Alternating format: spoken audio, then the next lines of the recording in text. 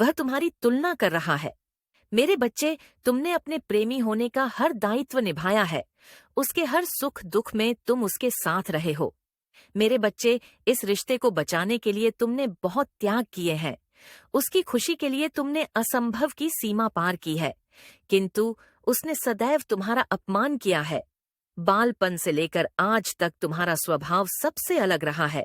तुम्हें शीघ्र गुस्सा नहीं आता, किंतु यदि कभी क्रोध आ जाए तो तुम्हारे परिवार में भी कोई तुम्हें नहीं संभाल सकता।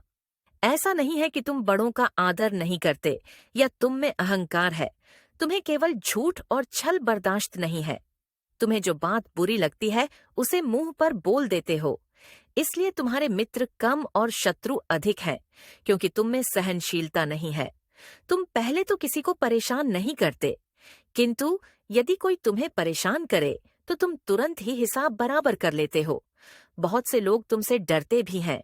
रूप, ज्ञान, गुण, तर्क, किसी भी रूप से वह तुम्हें हरा नहीं पाते, किंतु उस व्यक्ति ने तुम्हें हरा दिया। उससे तुम इतना प्रेम करते हो कि तुमने उसके लिए अपना आसम्मान खो दिया। आरंभ से ही उसने तुम पर अपने विचारों को थोपा है। तुम क्या करोगे, कहाँ जाओगे, किससे मिलोगे, सब कुछ उसके नियंत्रण में है। तुम चाहते तो उसे सबक सिखा सकते थे, किंतु तुमने उसके साथ जीवन के ऐसे सुनहरे सपने देख लिए थे जिसके टूटने के विचार मात्र से ही तुम्हारी रूह कांप उठी। इसलिए सब कुछ देखते हुए भी तुम अंधे बन गए। तुमने उसे वह करने का अवसर दे दिया जिसके वह काबिल नहीं है।